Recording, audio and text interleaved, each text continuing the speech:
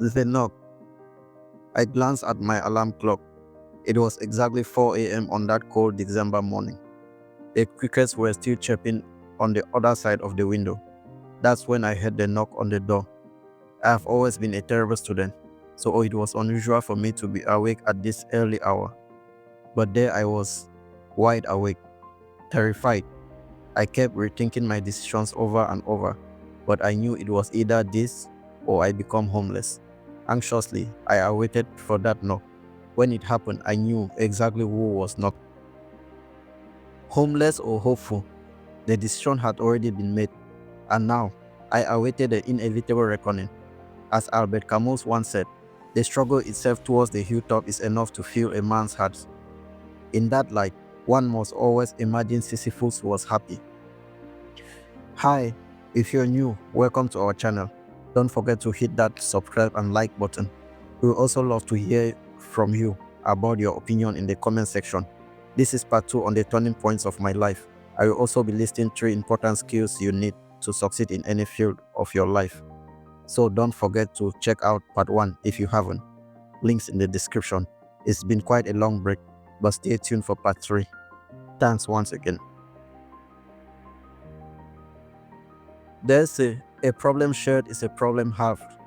But I am starting to think that the old saying is about as reliable as a politician's promise. Dorothy Sayers, the brilliant mind behind this adage, probably wasn't anticipating the rise of the professional sympathizers.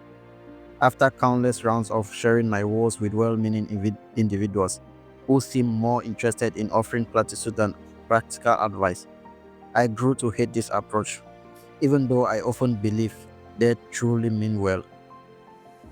It's not that I am averse to human connection or the power of empathy. Quite the contrary, I value those bonds deeply. Sharing my problems sound lovely in theory. In practice, it's often delved into chorus of poor use. My revised rule, well, confide only in those who can offer a solution, not just a shoulder to cry on. Because let's be honest, nobody wants to be an emotional tissue dispenser in somebody else's drama. Life comes with a kettle of problems. The earlier you learn a strategy for dealing with the speed bumps on your road, the easier the ride will become. As Martin Luther once said, the ultimate measure of a man is not where he stands in the moments of comfort and convenience, but where he stands at the time of challenge and controversy. This resonates deeply with the ideas of Epictetus, the Stoic philosopher, who argued that external circumstances have little power over us.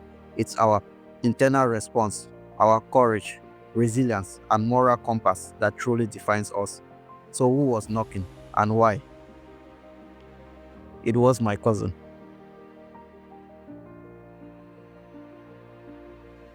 The crisis. 2 weeks prior to that knock, my landlord had informed me that my rent would expire in about 10 days. I had to vacate the premises before December 31st, 2013. I had no one to turn to, no savings, and I still had about 6 months to go before sitting for my high school diploma. Having this diploma was my gateway to college. Where the college tuition was going to come from, I had no clue. But that was not my immediate worry. Consumed with the prospect of my forthcoming homelessness, for over a week, I finally decided to seek help from my cousin, who worked part-time in a stone quarry. That Friday afternoon, I explained my troubles to him and asked if I could follow him to the quarry. He stared at me for about a minute, seeming like he wanted to say no, but he could see the desperation in my eyes. I could also see him thinking, what if something happens to him at the quarry? People are going to blame me. He finally said yes, but added, we leave at 4 a.m. Working at the quarry was very risky. People had been buried alive by collapsed soil. Others had lost limbs or gotten life-changing injuries. While working there, I got one of my fingernails ripped off and almost lost a finger. One of the most painful experiences I have ever endured. So, at 4 a.m. that morning, we left for the quarry. At the end of the first day, I was paid. I decided to come home and then go again next day. After 2 weekends, I was able to pay advance rent for a room. I slept on the concrete floor for about 2 weeks, and the rest is history. During this period, I had nothing to push me forward. other than the determination to get my own place and study hard for my upcoming exam. The tougher things got, the more determined I became. At one point, I felt like Will Smith in the movie The Pursuit of Happiness. I could see clearly what I wanted, and I knew exactly what I had to give up to get it. I was completely willing to do so. It was a completely new feeling. I had never felt like this in my life before. I refused to give up. This is why I consider that 4 a.m. knock as the second turning point of my life. That day, I unlocked a part of myself I never knew existed. All my subsequent successes in life can be tracked back to the determination and resilience I built during that brutal 30-day period. I learned in 2 days a life lessons people need to go to business schools and motivation camps for. There are 3 non-replaceable skills you need to succeed in any endeavor. From something as simple as passing an exam to being the best football player ever. Lionel Messi. Sorry, Cristiano Ronaldo. Three. To the prayer warriors, I'm sorry. It's not prayer. It's not luck. It's not daddy's money and connection. People usually mock guys like Jeff Bezos or Elon Musk or even Warren Buffett for the fact that their parents were directly involved in their initial part of their journey to the top, whether it was through investing initial funds in their business for Bezos, Musk, and Buffett, or by belonging to the board of IBM, like Bill Gates' parent. But that's just part of the story. We all know a lot more kids of successful individuals who have ventured into businesses or professions and failed, even though they had the abundant support and connections of their parents. The most prominent example being Jaden Smith. And it's not luck, otherwise lottery winners wouldn't be poor 3 years after collecting their winnings. Genetics alone won't cut it. There are a lot of people out there who are probably more talented than Jordan or LeBron, but no one knows who they are today. And while other geniuses like Albert Einstein, Isaac Newton, have their names written in the Encyclopedia of Science and Inventions that will be remembered for centuries, Mark Hoffman can only be remembered for his terrorist bombings that shocked Salt Lake City. Not even his legacy as one of the greatest forgery experts is remembered. These 3 skills are what will determine whether you succeed or not: destination, belief, determination, and consistency.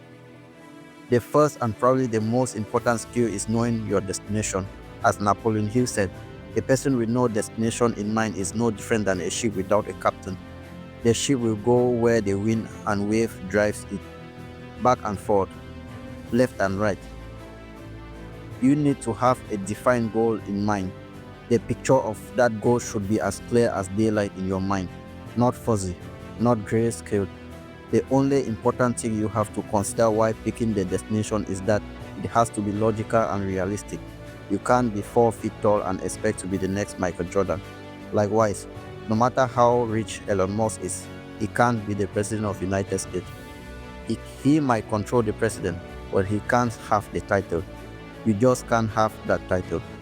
So, your next destination has to be logical and realistic. Once you have this part figured out, you can proceed to the next stage. Belief. Again, this is not belief in God or any deity. This is an unshakable belief in yourself that you can actually reach the destination you envision. I often joke to people that I believe in myself more than I believe in God. The truth is that I am actually not joking when I say that, and I never pray asking God for stuff because I strongly believe I have been given every tool I need to acquire the things I want out of life. Believe in yourself. Anyone who has done any form of troubleshooting, from debugging code to repairing cars or computers, will agree that the fundamental reason why they could solve the problem was the underlying belief that they could solve the problem, no matter how limited their knowledge of the system or topic was. You have to believe that you have what it takes to reach your destination. And here comes the glue that holds everything together: determination and consistency. There's a saying that the most unhappy people on earth are ambitious people who also happen to be lazy. These are a group of people who have those first 2 parts of the puzzle figured out. They know their destination and believe within themselves that they can actually reach it, but they lack determination and consistency. They replace this last skill with entitlement, which is why they become bitter and unhappy. To them, it feels like the world owed them their dreams. If you are listening to this and you are one of those people, there's a book by Michelle Lukacs for you. The title is I Am Talented. Now what? But back to the topic. Once you have defined your goal, you need to figure out what you need to do or the tools you need to achieve it. Determination is the skill that will allow you to focus on that goal, no matter how tough things might get. This means if the waves are too strong in your initial route, or if you meet a mountain, you will tunnel through it. Consistency is similar to determination, but it brings focus to the mix. On your trip, you are going to pass by delicious sandwich shops. Why going to search for a tutorial on YouTube? There will be videos with thumbnails of voluptuous women. Men of culture will definitely forget about the tutorial video.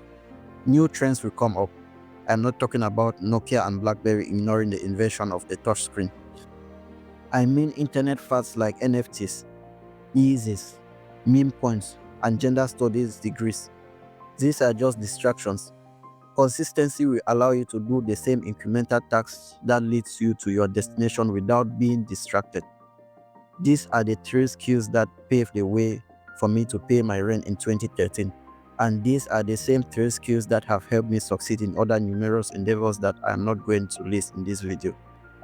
People often get bogged down in life with the what ifs and the if onlys of their problems, endlessly dissecting the past instead of forging a path forward. They seek solace in platitudes and prayers, clinging to the illusion of external control rather than taking decisive action. I know this is a terrible example based on how the FTS journey ended, but luck truly favors the bold. I learned this the hard way. Instead of wallowing in self-pity, I channeled my energy into concrete goals, finding a place to live, excelling in my studies. This newfound resolve, born from desperation, helped me unlock a resilience I've never possessed. It taught me that true strength lies not in lamenting about past failures, but in taking decisive action and forging your own destiny. Identify your goals, however daunting they may seem. Research the steps necessary to achieve them, even if it feels overwhelming at first. Embrace the discomfort of uncertainty and the thrill of the unknown. You might stumble, you might fall, but remember, the only way to overcome fear is to face it, as Theodore Roosevelt wisely said. And remember, even in the darkest of times, there is always light at the end of the tunnel. Believe in yourself, take the first step, and watch as your life begins to transform. Thanks for watching. Please like, comment, and subscribe. I will also appreciate if you share this video with other people. You never know what story might inspire someone to change their lives. Thanks, and keep watch out for part 3. Thanks for watching. Please like, comment, and subscribe. I will also appreciate if you share this video with other people. You never know what story might inspire someone to change their lives. Thanks, and keep watch out for part 3.